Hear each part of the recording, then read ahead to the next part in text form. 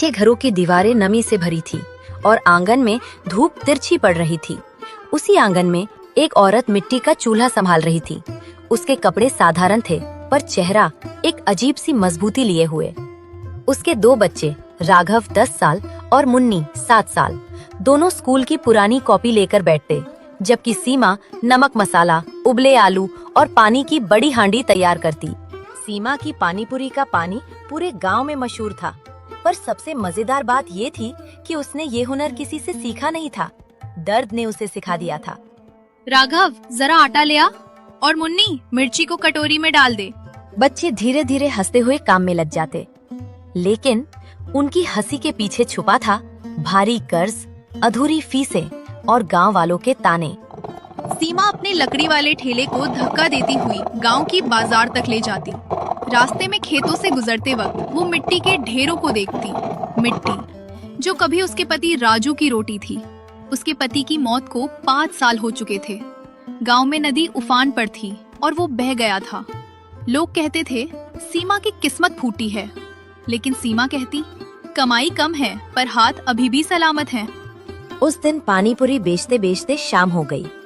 आसमान में हल्की बदली थी, मगर सीमा ने बाजार छोड़ने की जल्दी नहीं की, क्योंकि उसे महसूस हो रहा था कोई उसे दूर से देख रहा है। पहले उसने सोचा शायद कोई ग्राहक होगा, पर फिर एक टूटी कोठरी के पीछे से आंखें चमकती दिखी। सीमा की सांस अटक गई। वो डर गई, पर हिम्मत करके बोली, कौन है वहाँ? कोई जवाब नहीं, सिर्फ हवा और सूखे पत्तों की आवाज। रात बारिश तेज हो गई। सीमा ठेले को समेटकर घर जाने लगी, लेकिन तभी ठेले के नीचे से कुछ गिरने की आवाज आई। सीमा झुकी और उसका दिल जोर से धड़क उठा। उसने देखा एक आदमी का हाथ लहूलुहान ठेले के नीचे धंसा हुआ है। उस हाथ पर एक चांदी का कड़ा था, जिसे उसने पहले कभी गांव में नहीं देखा था। वो चौंक कर पीछे हट गई। हे भगवान, ये कौन है? उस आदमी की कलाई पर एक अजीब सा निशान था, जैसे किसी संगठन का चिन्ह। सीमा के मन में एक ही सवाल, क्या ये वही आदमी है जो मुझे आज पूरे दिन छिपकर देख रहा था? और तभी वो हाथ हल्का सा हिला। सीमा चौंक पड़ी। हे भगवान, ये जिंदा है। बरसात और तेज हो गई। उसने ठेले को थोड़ा सा घुमाया और देखा एक पड़ा था। उसकी सांसें बहुत धीमी थीं। गांव की सुनसान गली में उस वक्त कोई नहीं था। इतनी रात में कोई निकले भी क्यों? कच्चे घरों के अंधेरे बरामदे, बंद दरवाजे, दूर कहीं कुत्तों की हल्की भौंक। सीमा ने इधर उधर देखा। अगर मैंने इसे यहाँ छोड़ दिया तो ये नहीं बचेगा। पर दूसरा डर, गांव की बातें हवा से भी तेज उड़ती हैं। सीमा जानती थी, पर फिर भी उसने आदमी के कंधे को पकड़कर उठाने की कोशिश की। आदमी के होठों से हल्की आवाज निकली, पानी। सीमा चौंक गई। अरे, तू सुन सकता है? आदमी ने बेहद मुश्किल से एक शब्द कहा, बचा लो। और फिर बेहोश। सीमा ने चारों ओर देखा, कोई भी मदद करने वाला नहीं। करना उसी को था। वो दौड़कर ठेले से अपनी पानीपुरी वाली बड़ी प्लास्टिक की चादर निकाल लाती है और आदमी को ढक देती है, ताकि बारिश में उसके जख्म और न भरे। फिर वो उसे खींचते घसीटते अपने ठेले की ओर ले जाने लगी। आदमी का शरीर भारी था, उसकी सांसें धीमी थी, हाथ कांप रहे थे। सीमा की हिम्मत टूटने लगी, पर उसने खुद से कहा, सीमा, तू रोज ठेला धकेलती है, एक इंसान को भी संभाल लेगी। आखिर वो आदमी को ठेले पर चढ़ा देती है। सीमा घर की ओर बढ़ ही रही थी कि अचानक पीछे कहीं से खर्र, सूखे पत्तों के कुचलने की आवाज। सीमा मुड़ी, कोई नहीं। फिर से आवाज, इस बार थोड़ा पास, जैसे कोई छिपता छिपता उसका पीछा कर रहा हो। सीमा का गला सूख गया। कौन है?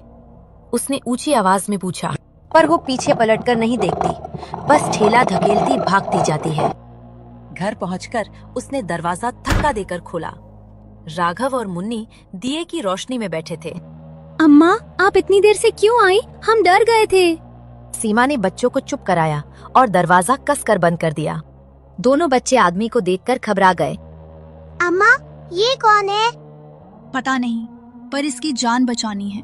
हे भगवान, ये आदमी कौन है और इसके पीछे कौन पड़ा है? सीमा ने उसके चेहरे पर पानी छिड़का। आदमी धीरे धीरे आंखें खोलता है। उसकी आवाज टूटी हुई थी। तुम बचा कर लाई? हाँ, पर तुम हो कौन? आदमी ने चारों तरफ डरते हुए देखा, जैसे कोई पीछा कर रहा हो, जैसे कोई बस आकर उसे मार ही देगा। उसने कांपते हुए कहा, मुझे किसी पर भरोसा मत करना। क्यों? कौन है पीछे? आदमी ने मुश्किल से एक शब्द बोला। पंचायत में सच छुपा है। ये बात सुनकर सीमा का दिल कांप गया।